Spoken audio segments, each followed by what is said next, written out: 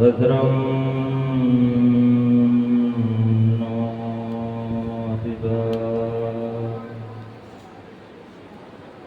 तय मनः। ओम शांति शांति शांति। श्रुतिस्मृतिपुराणानाम् आलयं करुणालयं नमामि भगवत्पादं शङ्करं लोकशङ्करं शङ्करं लोकशङ्करम्। ॐ शान्तिः शान्तिः शान्तिः। बोलो काशी विश्वनाथ भगवान की जय। सबके माँ आनंदमयी माँ, उनका भी जय हो। जो आनंदमयी माँ है, जो इस मंदिर में पूजा होते हैं, वो पूर्ण ब्रह्म है। आप लोगों को कोई शक है कि नहीं इसमें? क्योंकि जो ब्रह्म को जानते हैं वो ब्रह्म बन जाते हैं। तो मैं तो ऐसे मानता हूँ कि आनंदमयी माँ, सबके माँ, जगत जननी ब्रह्म है। उनको मैं बार बार प्रणाम करता हूँ। ये मंच में उपस्थित बाबा जी जो ये आश्रम के अध्यक्ष हैं, उनको मैं बार बार प्रणाम करता हूँ। परम आदर्श आचार्य महामंडलेश्वर वीरानंद जी महाराज, योगेश्वरानंद जी महाराज, दिव्यानंद जी महाराज और परमानंद जी महाराज और बाकी जितने संत हैं, सबके चरण कमल में मैं बार बार प्रणाम करता हूँ। उपस्थित ब्रह्मस्वरूप भक्तों, कल से जो चर्चा हो रहा है, मैंने पूछा था आप लोगों को कि आप आपको जाने कि नहीं जाने, आप लोग हो कि नहीं हो, कहाँ पे हो, किसका दिमाग कहाँ चल रहा है, वहाँ से यहाँ आ जाओ। ये पहले जरूरी है। सबका दिमाग अलग अलग जगह में घूमता रहता है, एक जगह में रहता नहीं। हम लोग हमेशा कुछ ना कुछ सोचते रहते हैं। दिमाग का ऐसे ही ढांचा है, उसको थोड़ा सुधारना बहुत जरूरी है। तो अच्छा विषय है आज एक, जीव ब्रह्म बन सकते कि नहीं बन सकते। जो बनेगा वो बिगड़ेगा, वो फिर दूसरा बदल जाएगा। अगर पहले से वही है, आप अगर ब्रह्म ही है, उसके ऊपर अगर कुछ अलग चढ़ा हुआ है, उसको हटा सकते हैं। वेदांत ये बात बताते हैं, आपको अलग से ब्रह्म बनाते नहीं है, आप ब्रह्म हो उसको आविष्कार करते हैं। जो आप नहीं हो उसको जान के बैठे हुए हैं, उसको निकाल देते हैं। देखिए मैं एक उदाहरण आपको देता हूँ। ये क्या दिख रहा है आप लोगों को? एक ग्लास दिख रहा है ना? इसमें क्या है? खाली है। खाली मतलब इसमें आकाश है, खाली पेश है। ये आकाश और ये बाह्य जो आकाश है, इसमें क्या एकता है, क्या भिन्नता है? आपको बोलेंगे तो आप बोलेंगे ये गिलास के अंदर जो आकाश है वो आकाश है, और बाह्य तो एक महाकाश है, बड़ा आकाश है। तो ये मान लीजिए ये आप है, ये जीव है, जीव। ये जो गिलास है, ये बाह्य आवरण दिख रहा है, ये जीव है। अभी इसको आप श्रवण मनन निधिध्यासन के माध्यम से इसको डिसॉल्व कर दीजिए। अभी ये आकाश कहाँ गया? ये महाकाश के साथ इसका कोई भेद रहा कि नहीं रहा? कोई भेद नहीं है। हम लोग एक पर्दा के अंदर बैठे हुए हैं और मानते हैं मैं जीव हूं। और शास्त्र और ऋषि मुनि गुरुजन सब बताते तुम ब्रह्म हो, समझ में आता नहीं है। तो इसीलिए बार बार श्रवण मनन निधिध्यासन करना पड़ेगा, ये साधना है। देखिए आप लोग कभी कहीं गार्डन में घूमने गए होंगे तो देखेंगे बहुत छोटे छोटे घास निकल के रहते हैं। बहुत ज़्यादा दिन वहाँ नहीं चलेंगे ना, बहुत बड़ा बड़ा हो जाता है, जंगल हो जाता है। और कुछ दिन एक जगह से ज़्यादा दिन चलने लगेंगे, जैसे आप लोग सवेरे मॉर्निंग वॉक करते होंगे कहीं गार्डन में, तो डेली एक ही जगह से आप मॉर्निंग वॉक करेंगे ना, तो एक निशान पड़ जाते हैं, वो वहाँ का घास सब मर जाता है। एक जैसे गाँव के रास्ते में पगडंडी बोलते हो, ऐसा हो जाता है। इसी प्रकार हमारे अंदर में भी ना काम, क्रोध, लोभ, मोह, हिंसा, द्वेष, ये सब भरा हुआ है। उसको क्या करना पड़ेगा? इस श्रवण मनन निधिध्यासन के माध्यम से, विचार के माध्यम से, वेदांत विचार करो भाई मैं कौन हूँ, कहाँ से आया हूँ, इस जगत का कारण क्या है, मेरा कारण क्या है, इसके साथ मेरा कोई संबंध है कि नहीं। ये धीरे धीरे देखिएगा आपके अंदर के जितना मैल है ना, ये कलमश है, मैल है, ये सब मिट जाएगा। तो आपके अंदर कोई अब ब्रह्म कहीं बाहर दूसरा जगह में नहीं है जो वहां से आप खींच के लाएंगे या आप बनेंगे। अगर बनेंगे तो फिर दूसरा बार दूसरा कुछ बन जाएगा। तो बनना कुछ नहीं है, आप ब्रह्म हो उसको आविष्कार करना है। जो जो अब्रह्म चीज है वो निकालना है। तो ब्रह्म है सत चित आनंद स्वरूप। तो हम में तो सत चित आनंद स्वरूप दिखता नहीं है, हम तो सीमित वस्तु भी दिखते हैं, आनंद तो कम मिलता है, वो बाहर वस्तु से मिलता है। अब कुछ दिन बाद मर भी जाएंगे। पर इसको विचार करने से क्या मिलेगा? जब सुषुप्ति में जाते कोई इंडिविजुअलिटी रहते कि नहीं, कोई अलग दूसरे के साथ हम अलग है या छोटा है बड़ा है, कुछ अलग समझ में आता है? नहीं आता। फिर भी वहां पे अज्ञान है, फिर भी देखिए कितना आनंद का भी अनुभव होता है। इसका विचार करना चाहिए हम कौन है, कैसे विचार करें। ये 3 अवस्था जो कल का जो सत्र चला उसमें जो 5 कोष 3 अवस्था ये सब विचार आया, स्थूल सूक्ष्म कारण, इसका विचार करें। जगत का भी विचार कर लीजिए। जगत में जितना आप पदार्थ देखते हैं उससे आप काम भी लेते हैं। कोई भी एक पदार्थ ले लीजिए, उसको तोड़ दीजिए, ये यही पदार्थ ले लीजिए, इसको तोड़ दीजिए, इसके सब सूत्र निकाल दीजिए, क्या बचेगा? छोटे छोटे कण बचेंगे, उसको भी तोड़ दीजिए। अभी विज्ञान बहुत उन्नत हो गया तो परमाणु आ जाएगा, उसको भी तोड़ दीजिए, क्या आएगा? इलेक्ट्रॉन प्रोटॉन न्यूट्रॉन, वो घूम रहा है, तो उसको भी तोड़ेंगे, उसको भी विचार करेंगे तो आएगा एक एनर्जी है। मैं पहले दिन भी एक बताया था। तो एनर्जी जो है वो अस्तित्व रूप मानिए, प्योर एग्जिस्टेंस, उसको और आगे पीछे नहीं कर सकते, ठीक है। तो अगर ये एग्जिस्टेंस है, ये अलग अलग होता है कि सबका एक ही एग्जिस्टेंस है। आपका अंदर में भी जो एग्जिस्टेंस है उनके अंदर में भी है, उनके अंदर में कोई अलग इंडिविजुअलिटी वहां पे नहीं दिखता। एक ही एग्जिस्टेंस सब जगह विद्यमान है, वो है अस्तित्व। सबका अस्तित्व एक जैसा बराबर हो गया। अभी जो अस्तित्व है वो जड़ है कि चेतन है? जो एनर्जी है जो फॉर्म ले रहा है, अलग अलग रूपों में बदल रहा है, सब बन के बैठा हुआ है, आप देख रहे हैं, वो क्या है? वो जड़ है। अगर जड़ होगा तो इतना सुंदर परिकल्पित रूप में कैसे आएगा? ये इसके अंदर जो परिवर्तन हो रहा है, ये जो पिलर बना हुआ है इसमें निरंतर परिवर्तन हो रहा है, आपको दिख नहीं रहा है। स्थूल आंखों में इस माइक्रोस्कोप लगे तो दिखेगा, इसमें छेद भी है, इसमें सब परमाणु है, एक्टिविटी चल रहा है। ये जब से तैयार हुआ ना तब से इसका विनाश का खेल भी चल रहा है इसमें। आज से मानिए 100 साल 200 साल जब भी हो, इसका एक टाइम आएगा, धीरे धीरे, एक दिन में नष्ट नहीं होता, धीरे धीरे उसके अंदर क्रिया चल रहा है, वो एक दिन नष्ट हो जाएगा। हमको लगेगा एक दिन में नष्ट हुआ, एक दिन में नष्ट नहीं होता, एक काम चल रहा है। इसके अंदर बैठ के कौन कर रहा है? कोई सुपर इंटेलिजेंट नहीं होगा तो इसके अंदर बैठ के वो परिकल्पना कर सकते, वो काम कर सकते क्या?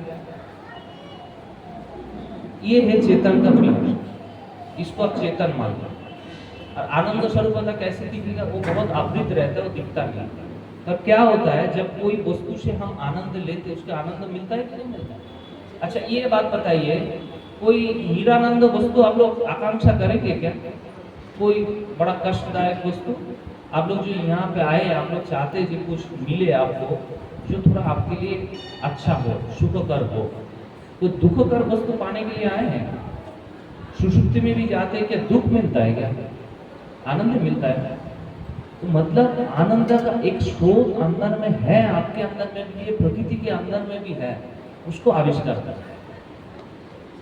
जो चेतन होगा, जो एग्जिस्ट करेगा, वो क्या निरानंद वस्तु होगा जो हम पाना चाहेंगे, दुखी होना चाहेंगे। कोई दुखी होना चाहता है? वस्तु तो से हम तो सुखी होना चाहता है। ये हो सकता है वस्तु का रूप रंग के कारण कभी कभी हम लोग दुखी हो जाते हैं अलग अलग क्षेत्र में, पर हम सुख पाना चाहते हैं। तो ये जो प्रकृति के साथ मेरा एक संबंध है, इसको आविष्कार करें। तो जीव हमेशा ब्रह्म ही है, पर वो क्या है? आवरण ओढ़ के बैठा हुआ है। तो वो आवरण को हटाता है श्रवण मनन और निधिध्यासन। इसके माध्यम से अगर आप विचार करेंगे धीरे धीरे तो एक टाइम में आएगा जो आपको लगेगा जो हाँ मैं ब्रह्म हूँ। इसका प्रोसेस शामिल सवेरे ध्यान कराते मेडिटेशन, थोड़ा शांत होना पड़ेगा। हम लोग बहुत चंचल है, हम दिमाग में हमेशा सोचते रहते हैं और कोई एक फॉर्म लेके सोचते हैं। जब भी हम समझते तो फॉर्म लेके, ब्रह्म का तो कोई फॉर्म है क्यों नहीं होता, तो इसलिए दिमाग का कोई ढांचा है तो उसको छोड़ना पड़ेगा। उसके लिए मेडिटेशन करना पड़ेगा। सवेरे सत्र में स्वामी जी के पास आइए, बहुत सुंदर मेडिटेशन स्वामी जी कराते हैं, उससे मन थोड़ा शांत होगा, आप लोग काम में भी बहुत एकाग्र हो पाएंगे। और अभी जो है वर्तमान स्थिति में हम लोग बहुत अपने साथ घमासान करते रहते हैं, कष्ट भी पाते हैं। 3 अवस्था से हम कष्ट पाते हैं। भौतिक अवस्था से, भौतिक जीव जंतु से भी कष्ट पाते हैं, आध्यात्मिक पाते हैं और अधिदैविक भी पाते हैं। देखिए जब बहुत गर्मी आता है, बहुत ठंडी आता है, उससे भी बहुत कष्ट होता है। और विभिन्न प्राणी से उससे भी कष्ट पाते हैं। और मन सत्वा कष्ट मिलता है कभी कभी, जब मन खराब हो गया, अच्छा नहीं लगा, ये भी कष्ट होता है।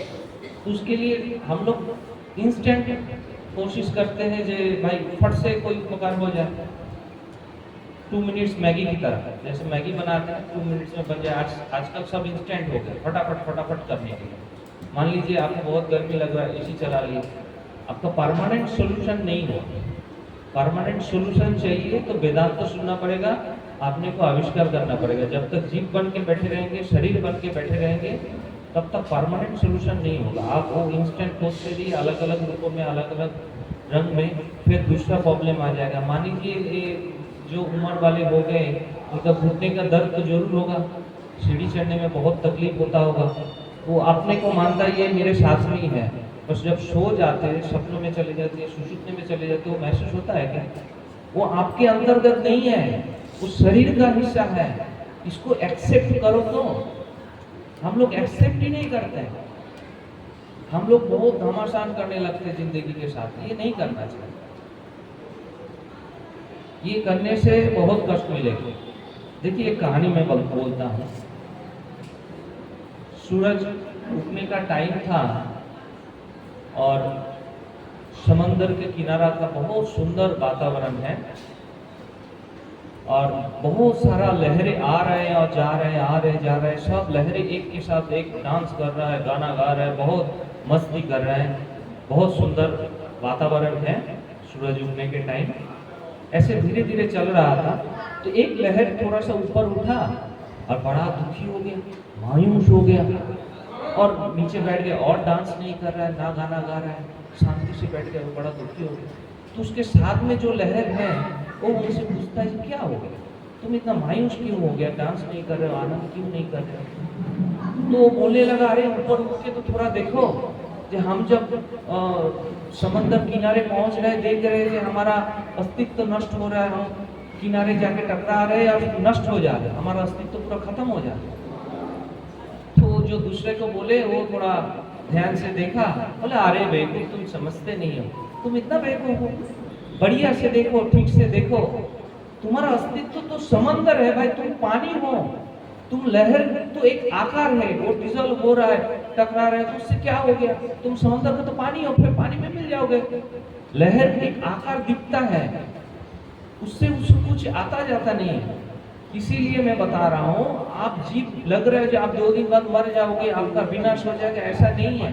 ये शरीर का विनाश है। ये शरीर एक माध्यम है, इसके माध्यम से श्रवण मनन के कारण आप कुछ ना कुछ पा सकते हो, अच्छा कर सकते हो, उसके लिए तैयार हो। शरीर नष्ट हो जाने दो, शरीर का धर्म पालन करेंगे, उसको रोक नहीं सकते। 1000 भी घमासान कर लो, जितना भी इंजेक्शन लगा लो, जितना मेकअप कर लो, जो भी कर लो, उस शरीर का जो धर्म है वो परिवर्तन होता ही रहेगा और उसका स्वभाव ऐसे ही है। तो आपने आप को समझो और आविष्कार करो अपने को, यही मुख्य उद्देश्य है। और आप ब्रह्म ही हो, जीव नहीं हो, एक आवरण ओढ़ के बैठे हो, तो आवरण खोलने का नाम ही वेदांत है। वही आवरण खोलता है श्रवण मनन निधिध्यासन के माध्यम से। यही मेरा वक्तव्य है, छोटा वक्तव्य है पर ये थोड़ा गंभीर है। आप लोग बढ़िया से मनन करिए इसको, बहुत काम है आपका। काम करते करते इसको समझिए, सबके साथ मिलते हुए समझिए, देखिए, हम जो एक अभी सबके साथ बैठे हुए हैं, सब अलग अलग दिखते हैं, एक के साथ एक लगता है कि ये तो हमारा अपना नहीं है, पराया है। घर में भी रहते हैं, सब एक दूसरे के साथ रिलेशन में है, सब है, पर फिर भी कोई एक कमी है। और जब आप सबको अपना मानने लगेंगे ना, थोड़ा उदार दृष्टि होगा। जैसे माँ देखिए, या कोई भी बड़ा महापुरुष होते हैं, उनमें इतना उदारता हो जाता है, उनमें कोई भेद दृष्टि नहीं होता। कोई भी आते तो उनको अपनापन लगता है। और इसीलिए आप लोग भी जब वहाँ महापुरुष के पास जाते हैं, उनको भी लगता है ये तो मेरा अपना है। कोई भी महापुरुष के पास जाएंगे ना, जो बड़े महापुरुष होते हैं, तो ये तो हमारे बाबा है, ये तो हमारे माँ है, ऐसा आपका भी अंदर अनुभव हो जाता है उनके साथ रहते रहते। इसी प्रकार थोड़ा अपने को लूज तो करो, अपने अहम को तो थोड़ा छोड़ो। हम अपना अहम को पकड़ के बैठे हुए, मैं तो ये फलाना हूँ, मैं तो इतना बड़े आदमी हूँ, इसको थोड़ा डिजर्व करो। देखोगे बड़ा सुंदर लगेगा, थोड़ा हल्का महसूस होगा, सबके साथ मिल सकोगे। एक बच्चे में इतना अहम नहीं रहता है, थोड़ा अहम रहता है, पर वो देखिएगा सबके गोद में जाता है, सबके मिलते हैं, सबसे खेलते, उसको कोई छोड़ के पहुंचाता फिर भी उसके पास जाता है। तो थोड़ा बच्चे जैसा बन जाओ, थोड़ा अच्छा बन जाओ, इतना अहम मत रखो अपने अंदर। ये अहम का जो बोझ बना के हम लोग ओढ़ के बैठे, उसको छोड़ दो, धीरे धीरे माँ के चरण में छोड़ दो। देखिए खुश हो जाओ, हल्का हो जाओ, बहुत शांति मिलेगी। और सवेरे सत्र में बाबा बहुत अच्छा मेडिटेशन कराते हैं, उसमें आएंगे जरूर, आपको कुछ ना कुछ अच्छा मिलेगा, कुछ ना कुछ फ्लैश होगा आपके अंदर में। ये बोल के मैं अपना वाणी को विराम देता हूँ। हरिओम तत्सत, हरिओम तत्सत, हरिओम तत्सत। ओम रूपा जगदवन विधौ पालनीया चरौ द्वि संहारे चाप्यस्या जगदिदमखिलं क्रीडनं या पराख्या पश्यन्ति मध्यमार्थो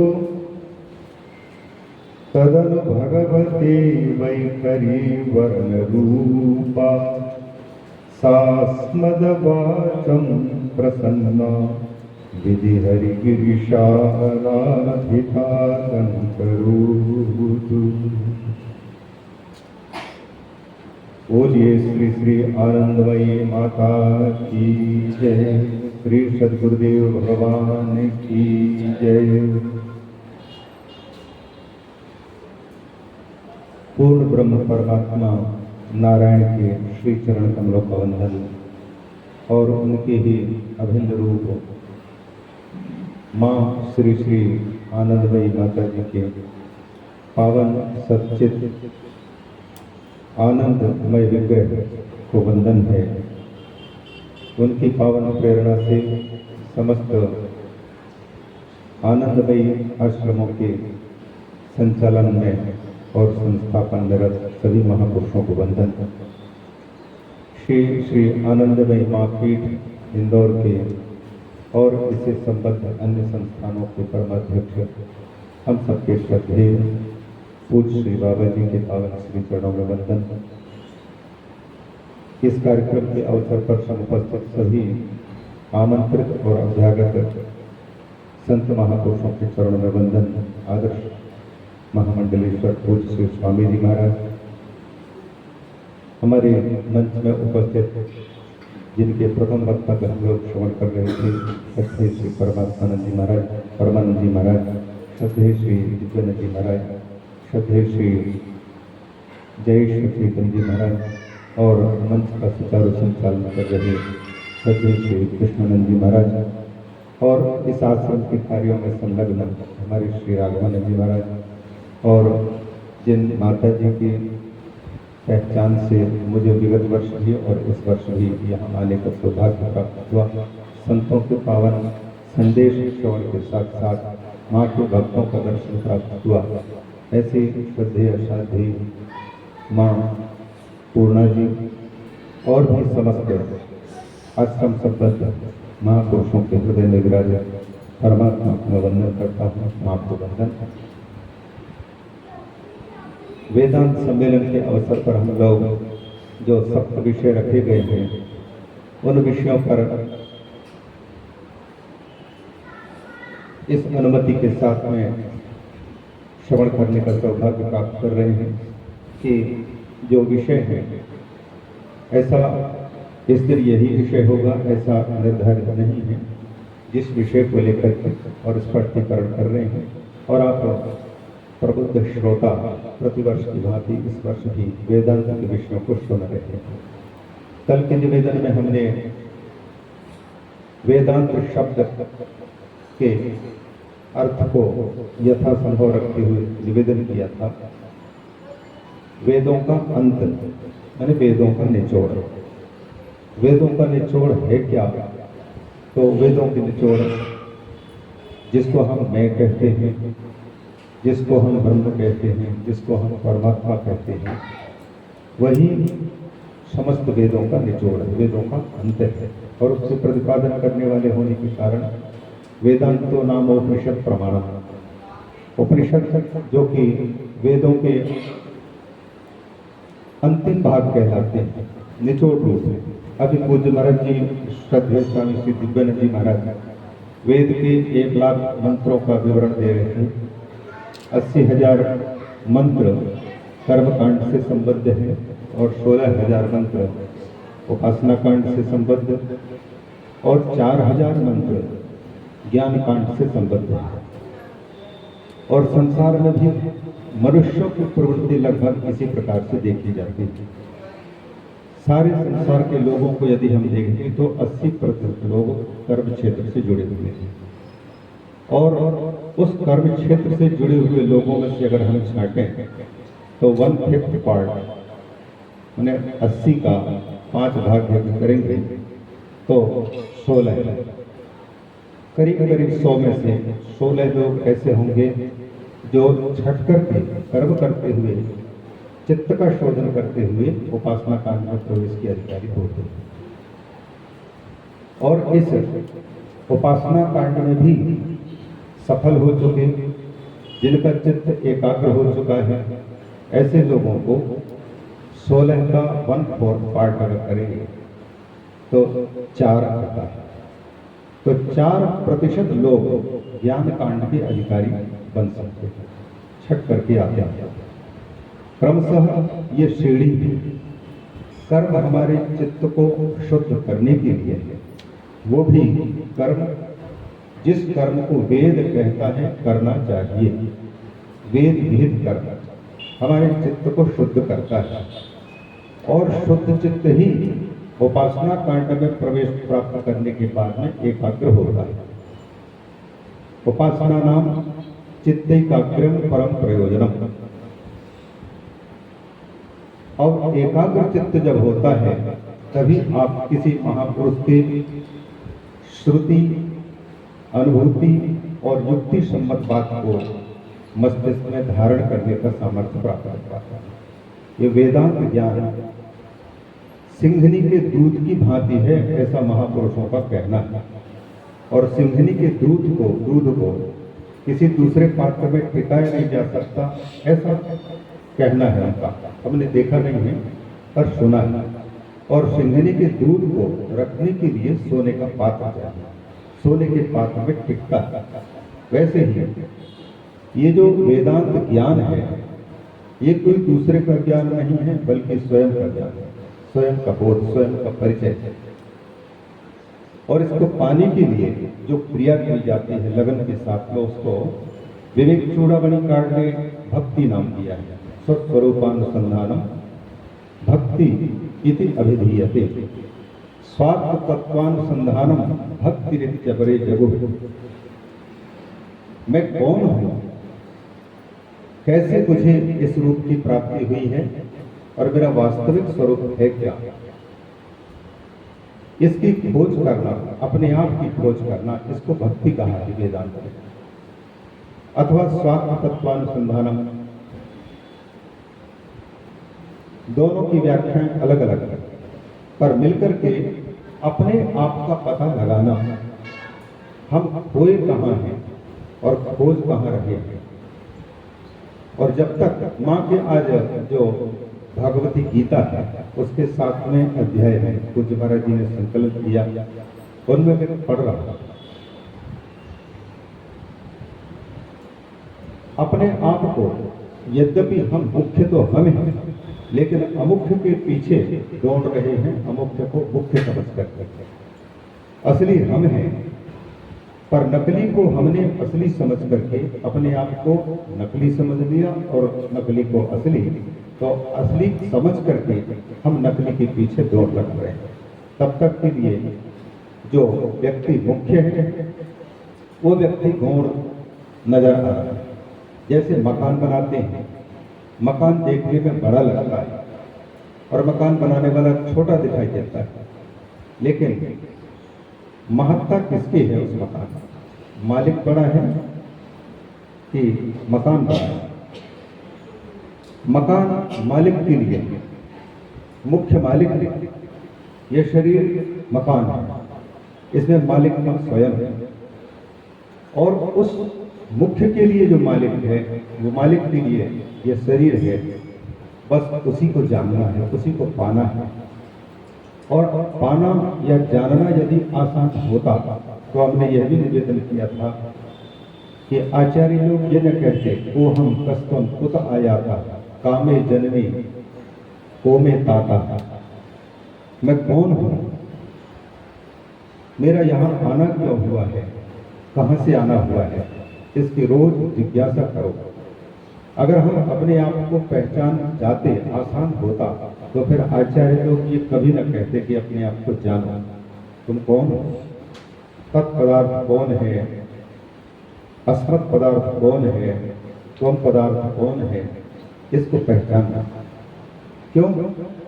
क्योंकि जब तक अपने आप के मुख्य की पहचान नहीं हो पाती है, तब तक के लिए हम जो दुख देने वाली पर वस्तु है उसके पीछे दौड़ते रहेंगे, और दौड़ करके कदाचित पर वस्तु को थोड़े समय के लिए पा भी लें, तो जब तक वो वस्तु उपलब्ध है तब तक के लिए, अथवा नष्ट नहीं हुई तब तक के लिए हमें सुख का आभास, शांति का आभास भले हो जाए, लेकिन वह सच्चा रूप नहीं है, मरने मिटने वाला रूप है। सुख एक तो वस्तु अधीन है, एक वस्तु निरपेक्ष, एक वस्तु सापेक्ष। स्वयं का जो सुख है वो वस्तु निरपेक्ष है। हमें किसी वस्तु के कारण अगर सुख और शांति की प्राप्ति हो रही है, इसका मतलब हमारा सुख पराधीन सुख है, दूसरे के अधीन सुख है। जब तक हमारे पास में टीवी है तब तक के लिए हमको लगता है कि हाँ अच्छा चल रहा है, बहुत सुंदर है, लेकिन टीवी नष्ट हो जाए, बिगड़ जाए, तो फिर आपके सुख में भी अंतर आने लग जाता है। तो ये हमारा सुख टीवी के अधीन है, और टीवी नहीं होते हुए भी संत महापुरुषों के सुख को कोई छीन नहीं सकता, क्योंकि उन्होंने स्व में स्थिति प्राप्त की है, स्वस्थ हुए, अपने आप को पहचाना, और अपने आप को जो मैं सत्य हूँ, चित हूँ, आनंद हूँ, जन्मने मरने वाला नहीं हूँ, इस रूप से जिसने पहचान लिया है, उसका सुख दूसरे के अधीन नहीं है। वो सुख स्वरूप स्वयं है, आनंद स्वरूप स्वयं है, वो आनंदमयी स्वयं है। आनंदमय का मतलब है आनंद प्रचुर, केवल प्योर आनंद ही आनंद, और कुछ नहीं। तो उस वही स्वरूप हमारा है, और इसी स्वरूप को जानने पहचानने के लिए ये सारे के सारे चर्चा के विषय रहे, मुख्य को पहचानने के लिए। और मुख्य को पहचानना है तो फिर आनुषंगिकतया, प्रसंगतया अमुख्य को भी पहचानना आवश्यक है। क्यों? क्योंकि इस शरीर को मान लीजिए जड़ है, ये गौण है, इस शरीर की आवश्यकता नहीं महसूस कर रहे हैं, लेकिन अपने आप को पहचानने के लिए इसकी भी आवश्यकता है। रात को रात तब कह पाएंगे आप जब दिन की भी सत्ता हो। दिन के नहीं होने पर रात की पहचान कैसे करेंगे? अथवा रात नहीं होगी तो दिन किसको कहेंगे आप? केवल दिन ही दिन रहेगा, प्रकाश नहीं रहेगा तो अंधकार किसको कहेंगे? या अंधकार नहीं रहे तो फिर प्रकाश किसको कहेंगे? नकली जब तक नहीं है तब तक असली की पहचान कैसे कर पाएंगे? और असली जब तक नहीं है तब तक नकली की सत्ता कैसे हो सकेगी? उसी प्रकार से ये जड़ और चेतन, जड़ और चेतन में से जड़ की आवश्यकता इसलिए है क्योंकि चेतन को जानने के लिए जड़ सहायक है।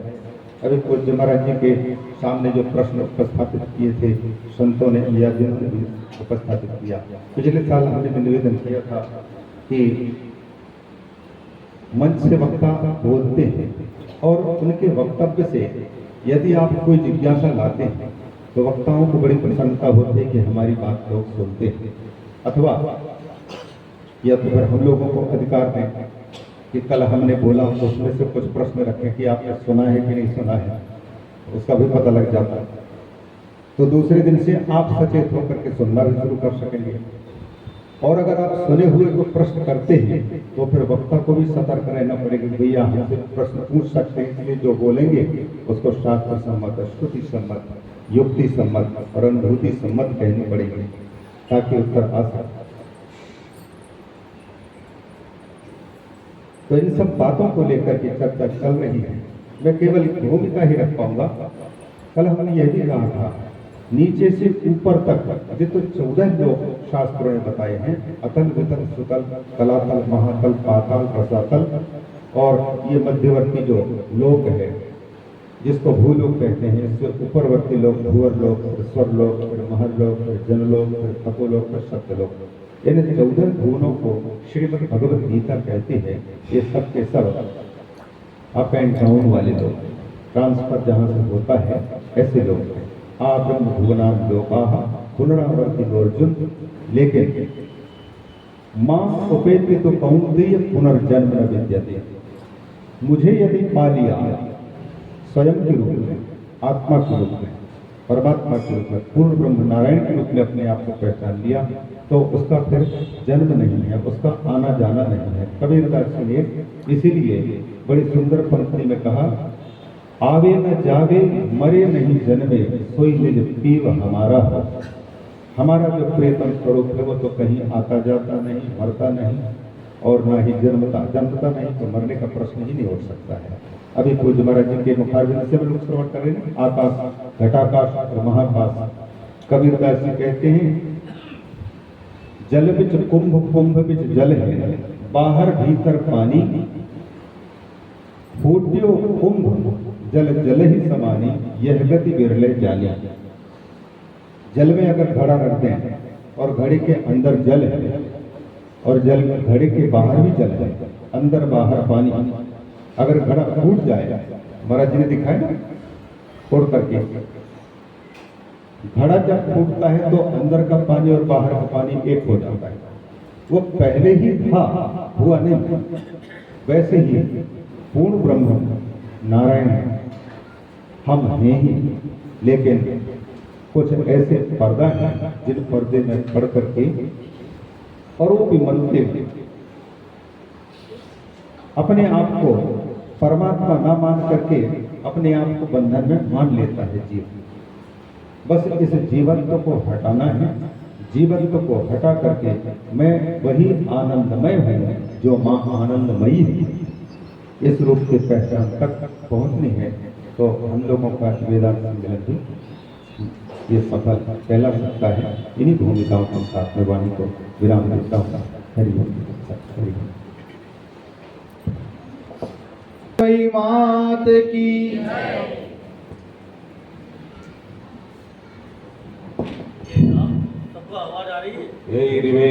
पूर्वं पदवाक्य प्रमाणता व्याख्याताः सर्ववेदान्ताः तान् नित्यं प्रणतोऽस्म्यहम्, तान् नित्यं प्रणतोऽस्म्यहम्। यद्विद्याविलासेन भूतभौतिकसृष्टया तं नौमि परमात्मानं सच्चिदानन्दविग्रहं, तं नौमि परमात्मानं सच्चिदानन्दविग्रहम्। बोलिए सच्चिदानंद भगवान की, गुरुदेव भगवान की, आनंदमयी माता की, काली मैया की। हर हर हर हर महादेव महादेव। श्री राम जय राम जय जय राम, श्री राम जय राम जय जय राम, श्री राम जय राम जय जय राम, श्री राम जय राम जय जय राम। श्री राम जय जय राम। श्री राम जय राम। बोलिए राजा रामचंद्र भगवान भगवान की जय। राधा स्मरणीय परम पूज्य बाबा जी महाराज एवं स्वामी योगीश्वरानंद जी, ब्रह्मचारी जयेश्वर चैतन्य जी, स्वामी दिव्यानंद जी, स्वामी परमानंद जी एवं हमारे देश पधारे हुए महाराज जी, स्वामी कृष्णानंद जी, स्वामी पूर्णानंद, भक्तगण, भक्तिमती माता, जैसा कि आप वेदांत के विषय में श्रवण कर रहे हैं, कल के दोनों प्रहरों में आपने श्रवण किया। आज भी प्रथम प्रहर विषय जो है 3 शरीरों के विषय में श्रवण किया आपने। याद रखना, स्थूल शरीर, सूक्ष्म शरीर और कारण शरीर। लेकिन जो सुनते हैं, मनन करते हैं और ध्यान करते हैं, उनका कारण शरीर पे नहीं रहेगा। अज्ञान नहीं, कारण शरीर होने अज्ञान। किसका ज्ञान? मैंने आत्मा का ज्ञान। आत्मा मैंने परमात्मा का ज्ञान। परमात्मा मैंने अपना ज्ञान। मैं कौन? एक ही बात है। आत्मा का ज्ञान कह लो, परमात्मा का ज्ञान कह लो या अपना ज्ञान। छांदोग्य में तीनों को अलग अलग दिया है। ब्रह्मादेशा, आत्मादेशा, अहंकारादेशा। बड़े अच्छे ढंग से समझाया गया है। ब्रह्म हो, ब्रह्म ही नीचे है, ब्रह्म ही ऊपर है, ब्रह्म ही दक्षिण है, ब्रह्म ही पूरब है, ब्रह्म ही पश्चिम में है, ब्रह्म ही सर्वत्र। फिर बाद में कह दिया गया अहंकारादेशा, मैं ही पूरब में हूँ, मैं ही दक्षिण में हूँ, मैं ही ऊपर में हूँ, मैं ही नीचे हूँ, मैं ही सर्वत्र। अच्छे ढंग से समझ। फिर किसी ने कहा कि मैं ये अहंकार नहीं हो सकता है, तो नहीं, यहाँ कह दिया कि नहीं, आत्मा आदेश हुआ। आत्मा ही पूरब में है, आत्मा ही पश्चिम में, आत्मा उत्तर, आत्मा दक्षिण, आत्मा ऊपर, आत्मा नीचे, आत्मा ही सब। ये तीनों है जिसको ब्रह्म कहते हो। हाँ, ब्रह्म कब कहलाता है? व्यापकता की दृष्टि से, परमात्मा की दृष्टि से, जिसने जगत बनाया है उस दृष्टि से उसको हम ब्रह्म कहते हैं। सारे जगत को जिसने जन्म कल बताया गया था, जन्माद्यस्य शास्त्र योनित्वात्, जो शास्त्र का भी कारण है। ऋग्वेद, यजुर्वेद, सामवेद, अथर्ववेद जिसके श्वास मात्र, श्वास माने अनायास जिस परमात्मा से प्रकट हुए, जिस परमात्मा से, तो शास्त्र योनित्वात्। तत्व समन्वया, सारी उपनिषदें उसी ब्रह्म का ही प्रतिपादन कर रही हैं, उसी सत्य का ही अन्वेषण कर रही हैं, उसी सत्य को ही समझा रही हैं, जिस सत्य को जान करके जीव कृत्य हो जाता है। कृत्य माने उसको कुछ करना बाकी नहीं रहता, सब कुछ कर लेता। जो करने योग्य है, जो पाने योग्य है, वो सब पा लेता है, अधूरा नहीं रहता। ब्रह्म वो है जिसको जान लेने से कृतकृत्य हो जाता है। कृतकृत्य का मतलब जो करना है, ये नहीं मरते समय अरे मैंने धर्म नहीं कर पाया, मैंने पाप किया, रोता हुआ मरता, मैंने पाप क्यों किया, मैं पाप ही करता रहा, मैं पुण्य क्यों नहीं किया। मृत्यु काल में पीड़ा देती है। ये सच्चाई, जैसा शास्त्र कहता है, ये सच्चाई है कि मृत्यु जब आती तो उसको ये बात उसके दिमाग में नाचने लगता है कि मैंने पाप क्यों किया, पुण्य क्यों नहीं किया। ये नचाता है, नाचता है। तो ये सब चीज नाचना नहीं आता है जब मृत्यु होती है। जिसने उस सत्य का साक्षात्कार कर लिया तो फिर उसे शोक नहीं होता है, वो कृतकृत्य हो जाता है। जो करना है वो कर लेता है, कर पूरा होता है। सर्वं कर्माचलम पार्थ ज्ञाने परिसमाप्त। ज्ञान में ही परिवर्तन हो जाता है। तो सब जो पाना है वो पा लेता है, जो करना है। इसलिए ऐसा हुआ जो परमात्मा है वो आपका स्वरूप है। उसी को आत्मा देश भी कहा, अहम से भी कहा। लेकिन ये अहम, जैसे बहुत से लोग वेदांतियों की निंदा करते रहते हैं, कहते हैं अपने को परमात्मा। अरे अपने को नहीं कहते हैं, शरीर को लेके नहीं कहते। भाई शरीर को लेके नहीं कहा जाता है। आप देखिए जैसे हम कुछ खाते हैं तो अन्न से ही तो रक्त बनता है ना। अगर हम अन्न ना खाए तो रक्त बनेगा? नहीं बनेगा ना। खाते हैं तभी तो, रोटी खाएंगे तभी तो उसमें रक्त बनेगा हमारे शरीर में। लेकिन अन्न को एक जो है 10 रोटियां हैं उन्हीं से तो जो है रक्त बनेगा ना। लेकिन 10 रोटियों को कोई कह दे इसमें रक्त निकालो तो निकलेगा? लेकिन रोटियों से ही रक्त बनता है। लेकिन रोटियों को रक्त कह दिया जाए तो ठीक नहीं ना। हाँ हम खाएंगे, उसका स्थूल भाग होगा, मल रूप से मूत्र रूप से निकलेगा, पानी भी पिएंगे। सूक्ष्म भाग जो होगा या मध्यम भाग जो होगा अन्न का, उससे रस बनेगा और रस भी धीरे धीरे बाद में रक्त बनेगा। रस ही रक्त बनता है, रक्त ही बाद में जो है मांस बनता है, मैदा बनता है, वही हड्डी भी बनता है। तो एकदम 10 रोटियों को कह दिया जाए कि ये रक्त है तो रक्त है क्या? हड्डी है, अस्थि है कि नहीं? नहीं है। लेकिन जब खाते हैं तो वही शरीर का उपकार करके वही हड्डी बन जाता है। ऐसे ही हम अपने को वेदांती कहते हैं तो ऐसा नहीं समझना कि शरीर को लेकर के कहते। शरीर को लेके परमात्मा नहीं हो सकता है।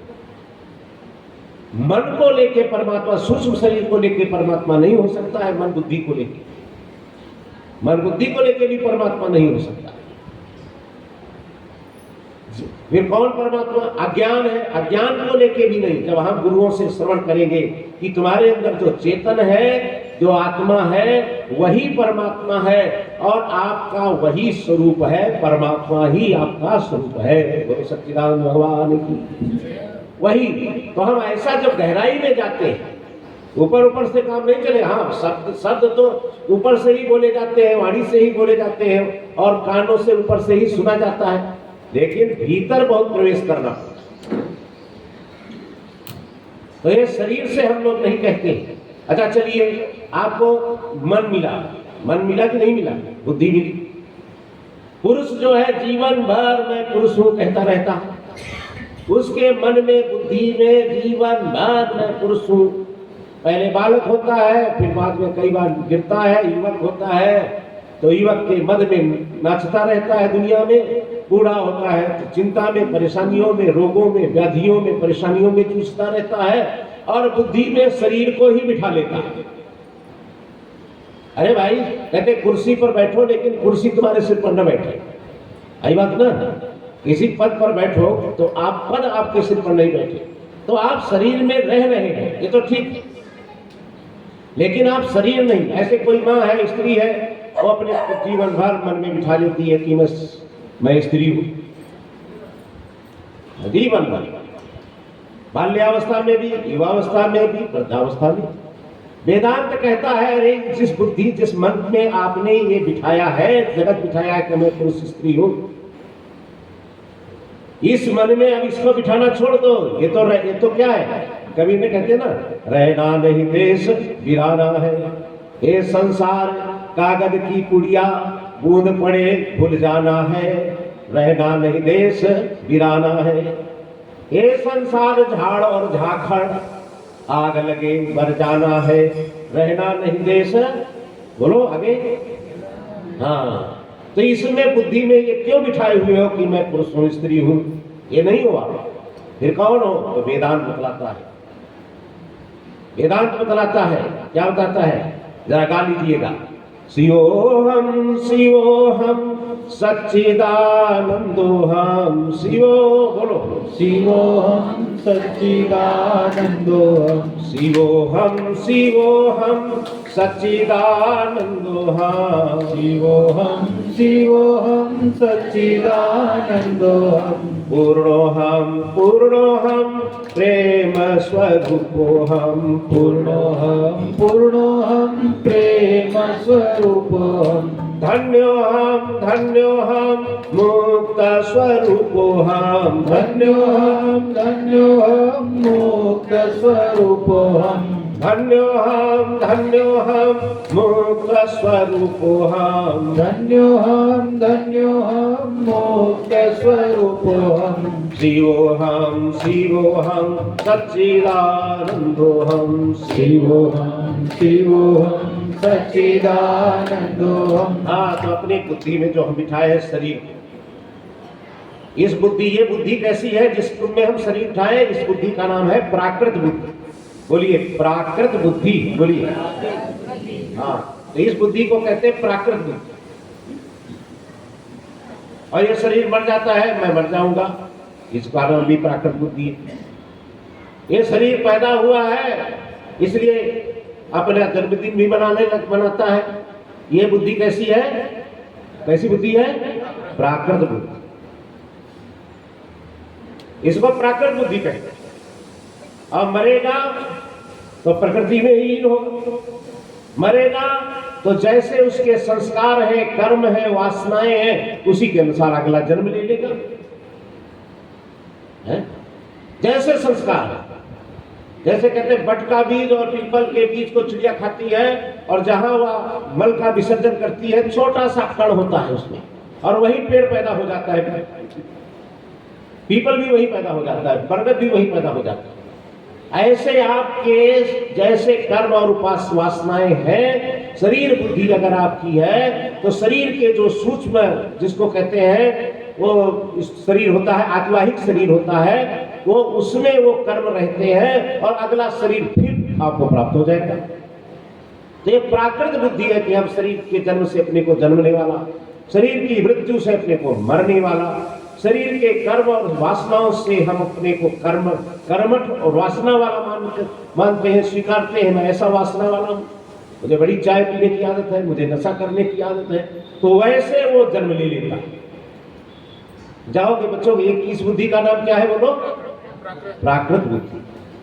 ये प्राकृत बुद्धि, और प्राकृत बुद्धि धीरे धीरे विकृति में भी बदल जाती है, महाविकल, महाहैवान हो जाता है, महाहैवान हो जाता है। जैसी बुद्धि है वैसे हो जाएगा उसका स्वरूप। इसलिए इस प्राकृत बुद्धि का नाश कैसे होगा? है? कैसे होगा? जैसे हिंदी में होगा मैं जा रहा हूं, संस्कृत में अहम गच्छामि, ये होगा ना। तो ऐसे प्राकृत बुद्धि है कि शरीर के साथ हम अपने को जन्मने वाला मान रहे हैं। शरीर के साथ, अगर शरीर ही है तभी तो ये इस शरीर से, इस आकृति विशेष से अपने को पुरुष कह रहे हैं, आप अपनी शरीर आकृति से अपने को स्त्री कह रहे हैं। शरीर में ही तो है, बुद्धि में तो नहीं है ना। ये बुद्धि में नहीं है, लेकिन हमने बुद्धि में बिठा रखा है। ये प्राकृत बुद्धि, विकृत शरीर बुद्धि में बिठा रखा है। आप गुरुओं के पास संस्कृत बुद्धि बनाओ। कैसी बुद्धि बोलो? संस्कृत बुद्धि। संस्कृत बुद्धि क्या है? बोलना चाह नहीं, बोलिए, मैं भी बोलूंगा, अभी बोलो। नैनम छिंदन्ति शस्त्राणि, नैनम दहति पावकः, न चैनम क्लेदयन्त्यापो,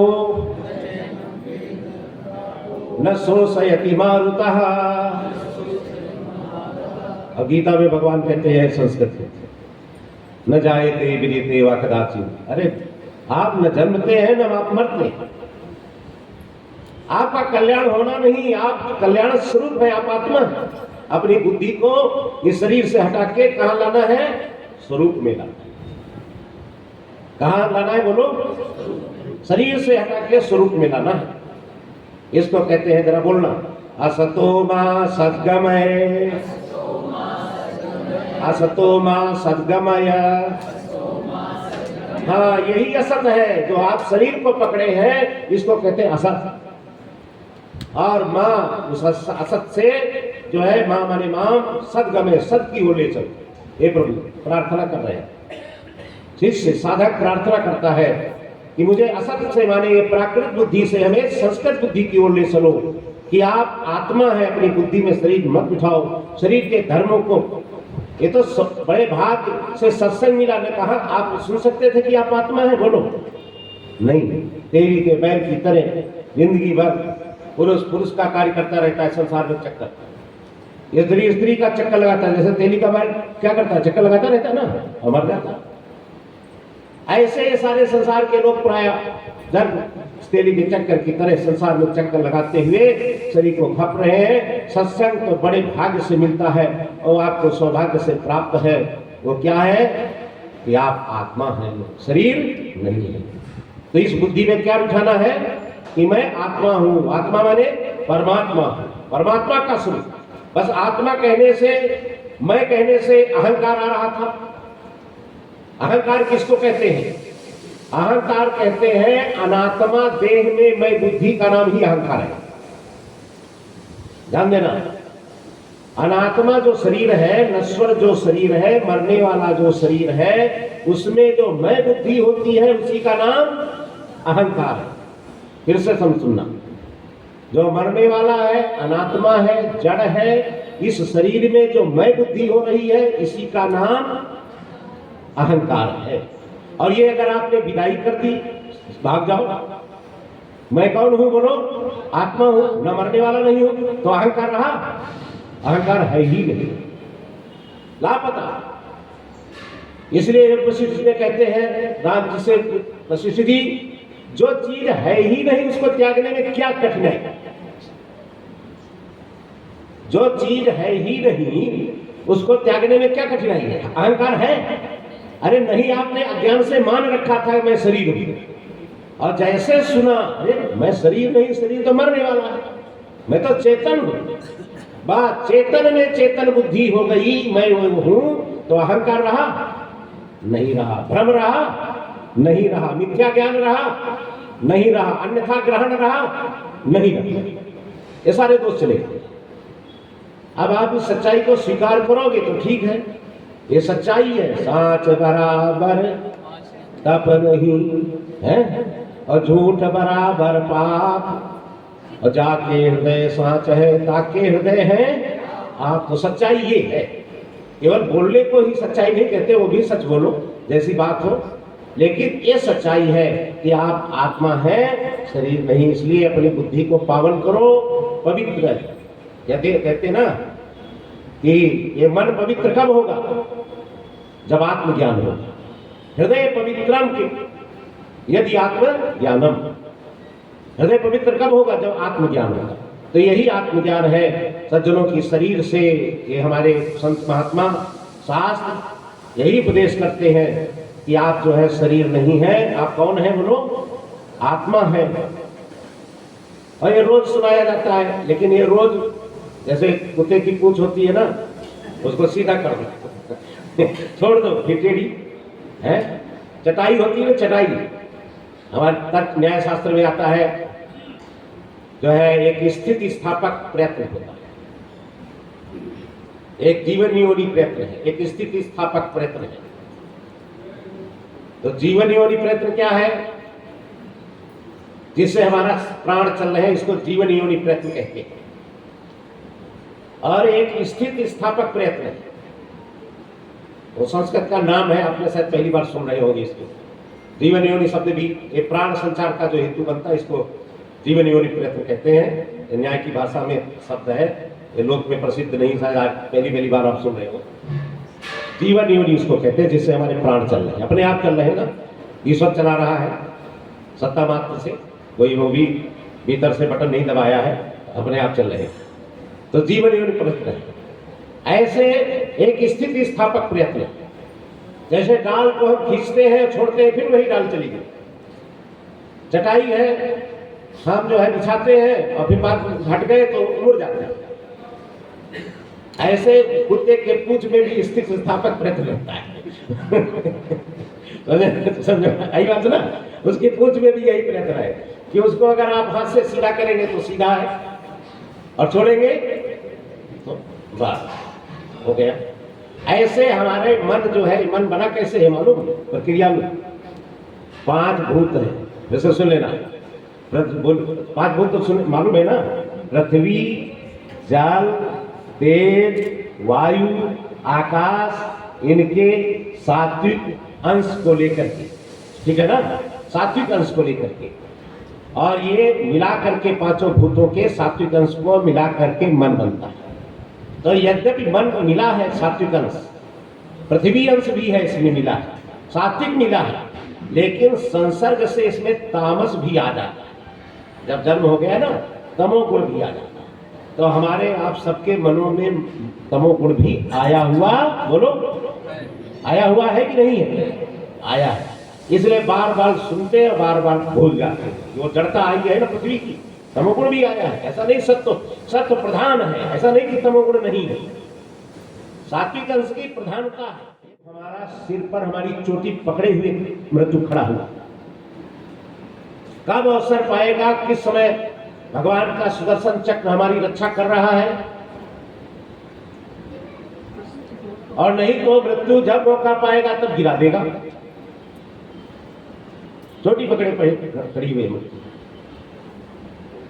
ऐसा समझ के, डर के, और भगवान की शरण स्वीकार करो। शरण का मतलब, शरण माने आश्रय भी होता है, स्थूल आश्रय बाहर से, और शरण का अर्थ होता है जो नष्ट श्री हिंसायाम, जो आपके अज्ञान को नष्ट कर दे, मोह को नष्ट कर दे, ऐसा जो शरण तत्व है वो परमात्मा ज्ञान को भी शरण शब्द से कहते हैं। बोली सच्चिदानंद भगवान, परमात्मा ज्ञान को भी शरण शब्द से कहते हैं। जो श्री हिंसायाम से शरण बना, जो आपके अज्ञान को नष्ट कर दे, आपके मोह को नष्ट कर दे, आपकी ईर्षा, जलन, द्वेष, पाखंड को नष्ट कर दे, उसको शरण सब उसको कहते, वो ज्ञान ही है।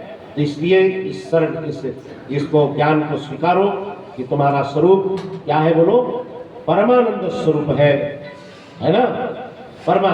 तो कहने का मतलब बार बार हम भूल जाते हैं तमोगुण के कारण जो स्थित, तो इसलिए इसका बार बार मृत्यु हमारा सिर की चोटी पकड़े हुए है, और कब आ जाए ये कह नहीं सकते। इसलिए अच्छा है कि चलते फिरते मुक्ति लेनी है तो अपना विचार करो, और अगर कहीं थोड़ी भी प्रमाद किया, मृत्यु आ गई और सामने बिल्ली दिख गई या बिल्ली आ गई, तो बिल्ली के यहाँ जन्म लेना पड़ जाएगा। कहीं कुतिया कुत्ता तो चूहा बनना पड़ेगा, फिर क्या दशा होगी? शिवम कहोगे, पूरी खाओगे, बोलो खाओगे? नहीं खा पाओगे ना। इसलिए डरो डरो डरो, शिवोहम कहो। बोलो शंकर भगवान की, सदगुरुदेव भगवान की बहुत बहुत धन्यवाद स्वामी जी महाराज। अब जो है मातृवाणी का पाठ होगा।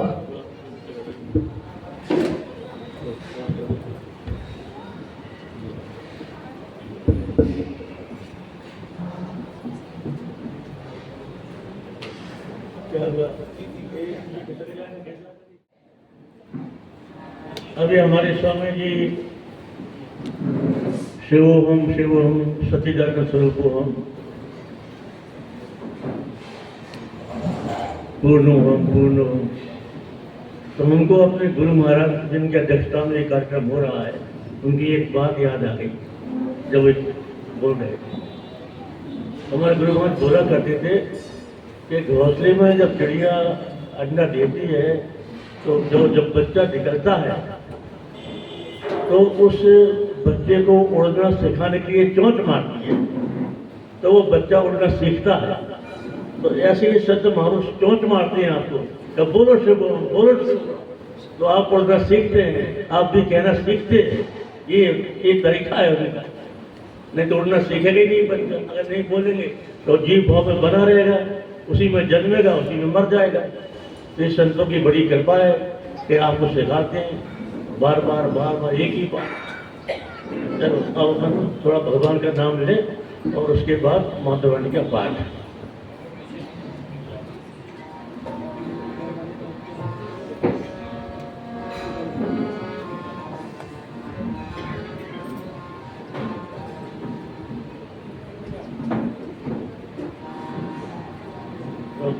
प्रसन्नमण्डिलाकारं व्याप्तमेन चराचरं तत्पदं दर्शितं येन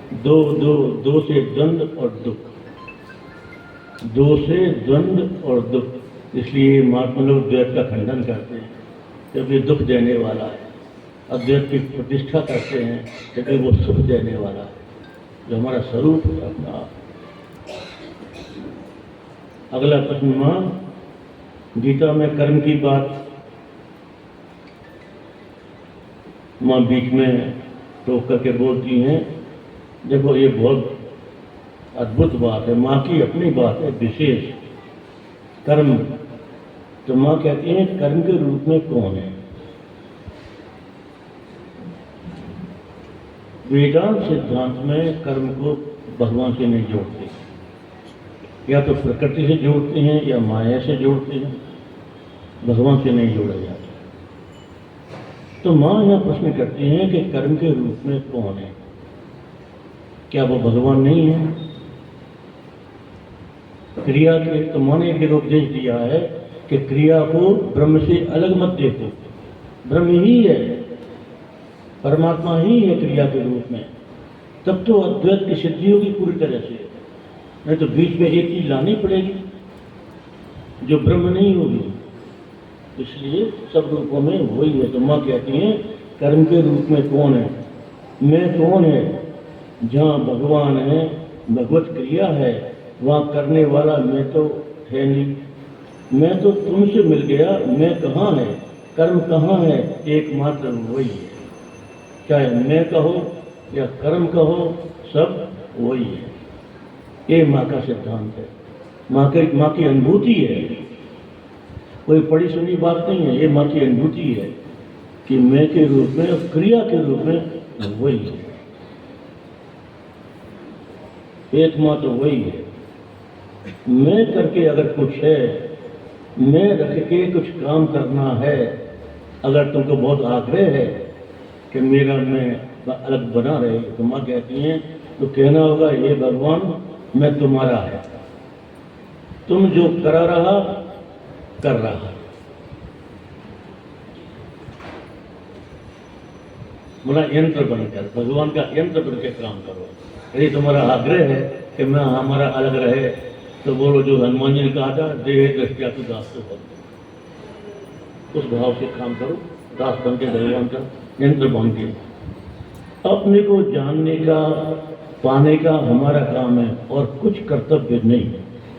मैंने इस बात पर बहुत जोर दिया है कि हमारा यदि कोई कर्तव्य है तो एकमात्र कर्तव्य है भगवान को पाना, अपने को जानना, बस।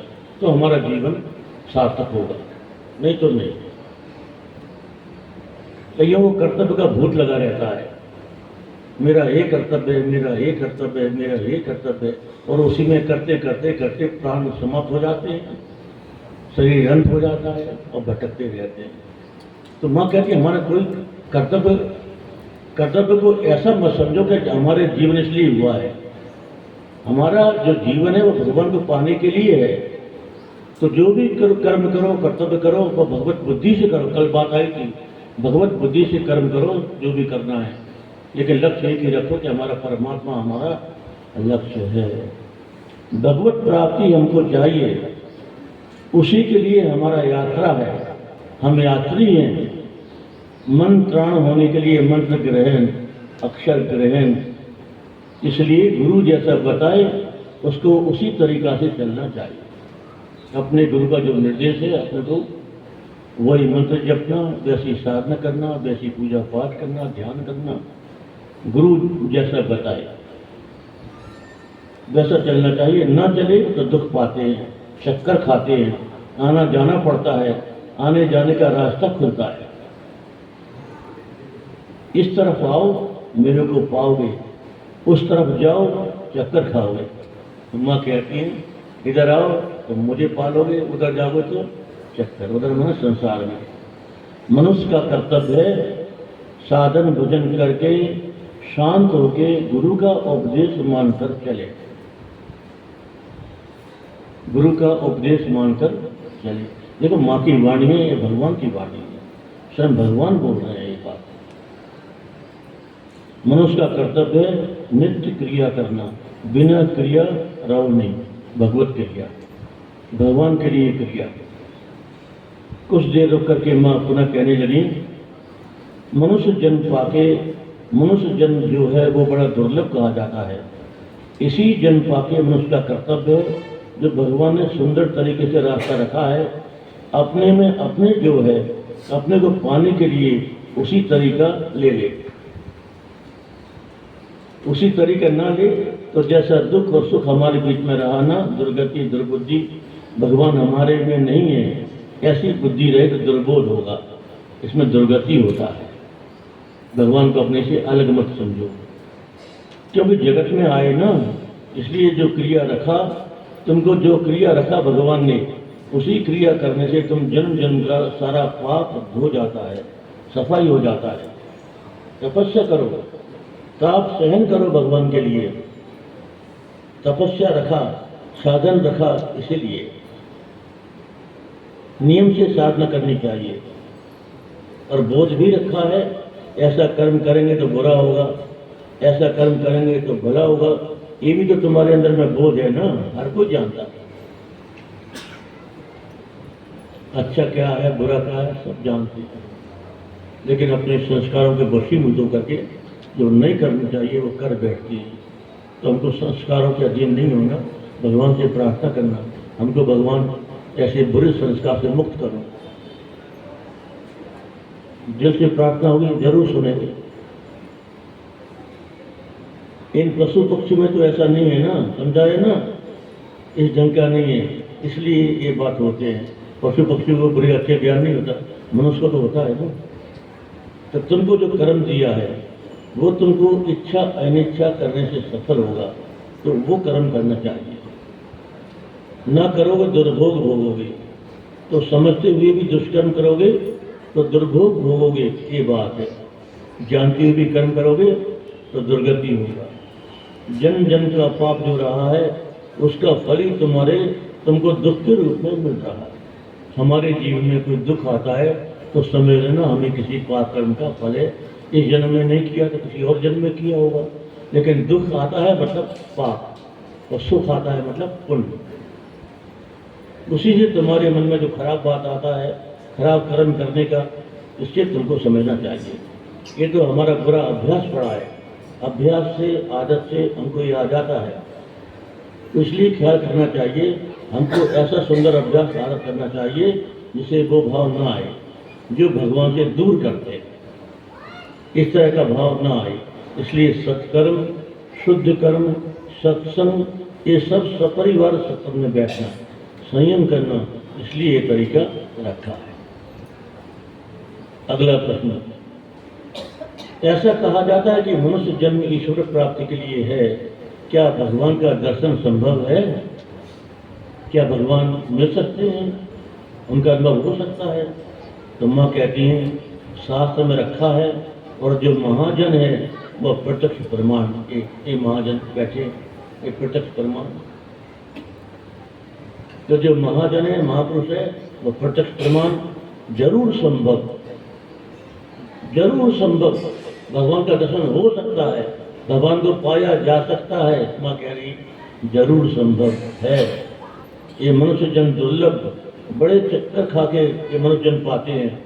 ये दुर्लभ जन्म पाके अगर कोई अपने को जानने के लिए कोशिश करे, चित्त की कोशिश सच में आए, तो जैसे घिसते घिसते कोई छोड़ जाए तो फिर जितना घिसा उतना रहा और व्यर्थ नहीं जाते। और खोदते खोदते इसलिए कहती है पानी निकल आती है। माँ की भाषा जहाँ माँ को हिंदी नहीं आती थी, वो तो बंगला भाषा थी ना, तो फिर भी माँ टूटी फूटी जैसा भी था बोलती थी। और हमने तो माँ को सुनाने लगा था 6 साल तक। माँ जब ऐसी बोलती थी ना, भले उनकी हिंदी कैसी भी हो, लेकिन इतना रस आता था कि उठने की इच्छा ही नहीं होती थी। इतना मिठास थी उनके शब्दों में। अब अपने सामने भगवान खड़े हो जाए, भगवान कृष्ण है या शिव है, और वो बोलना शुरू करें, कैसा लगेगा तुमको? लगेगा नहीं कि क्या आकर्षण। तो भगवान की वाणी में आकर्षण।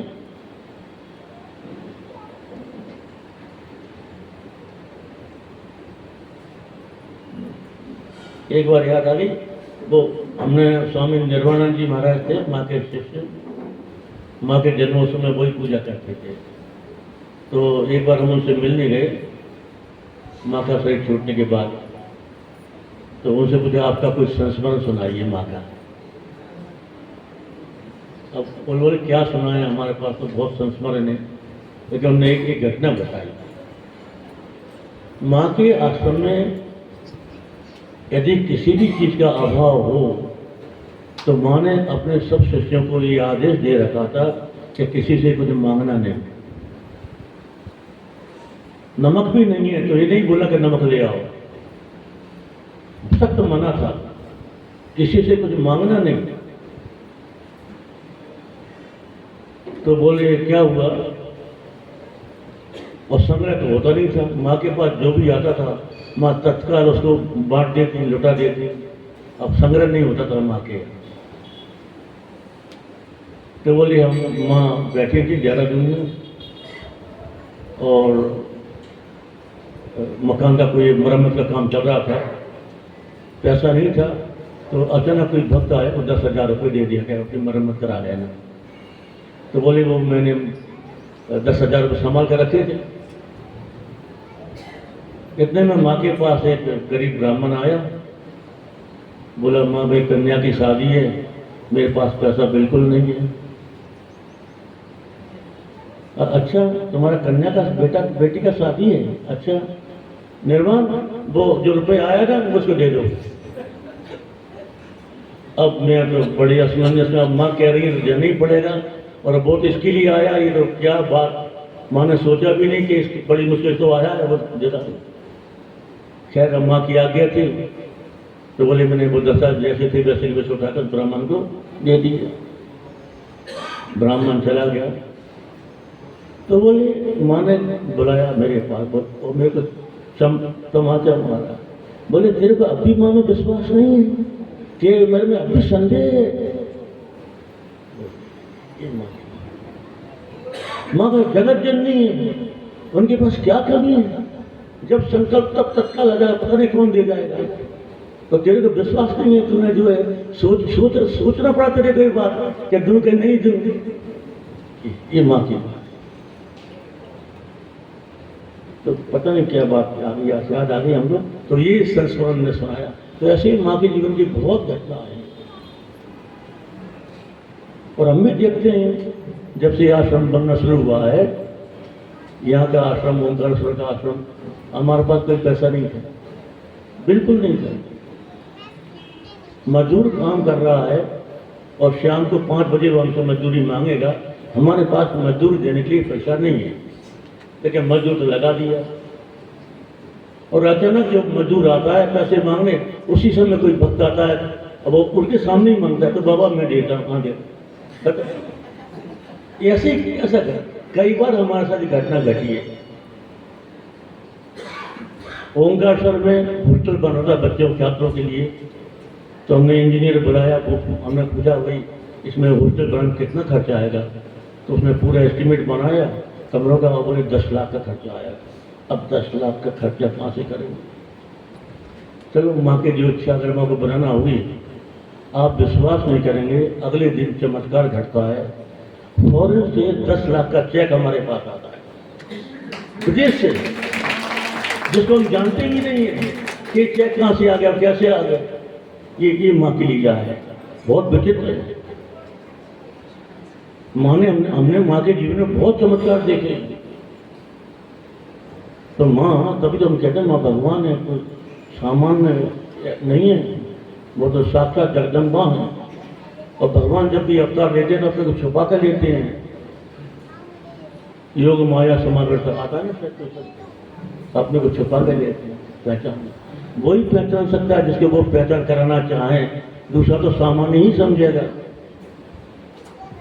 तो ये खैर, तो ये सारी बातें हैं। तो माँ में भगवत बुद्धि रखो, तुम्हारा भला होगा।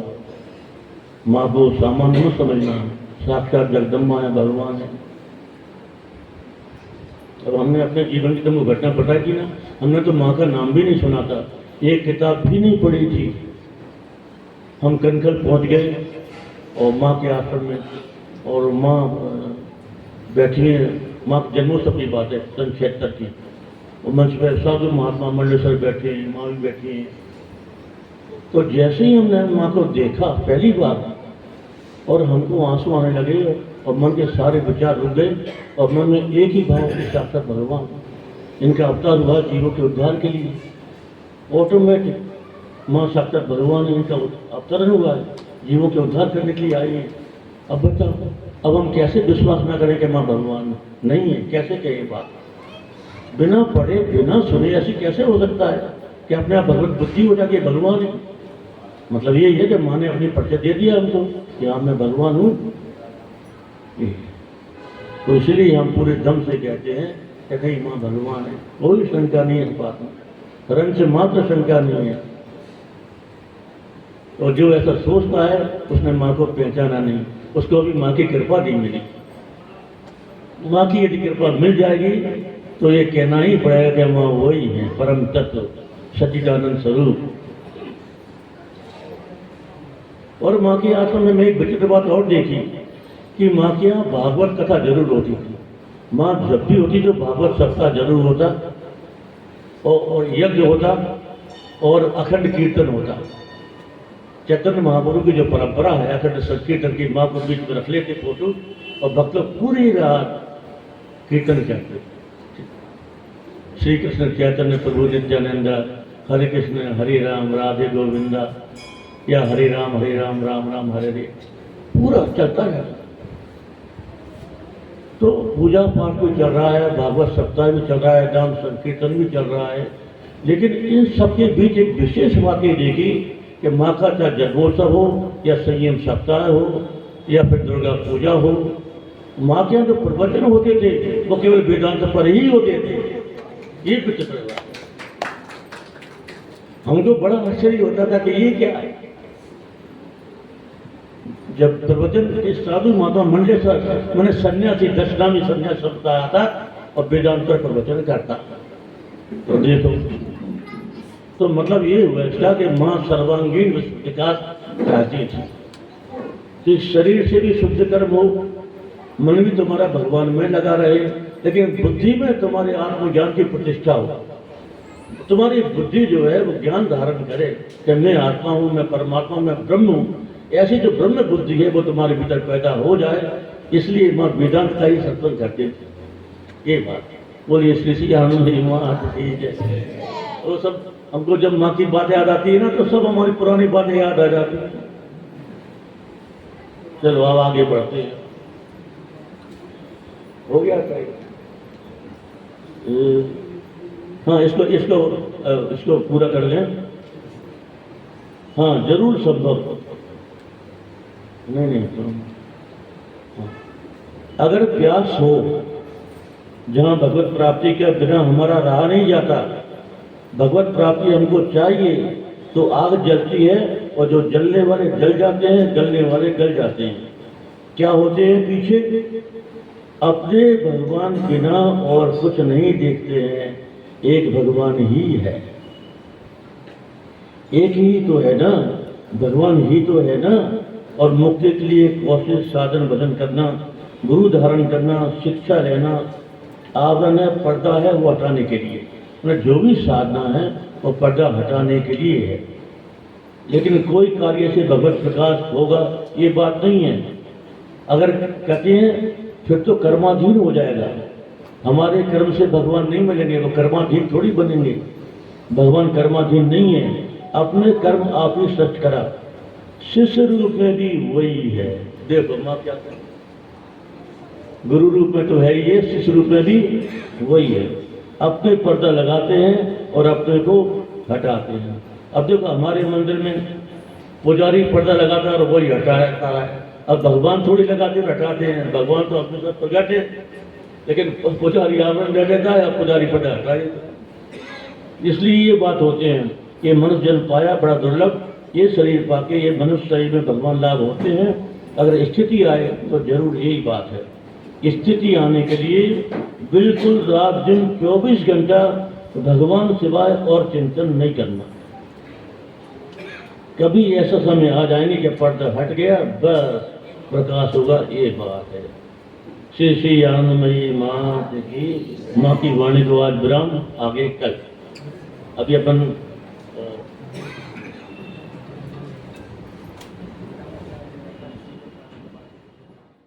जितना भला तुम दूसरों का करोगे भगवान 10 गुना करके तुमको दे देंगे।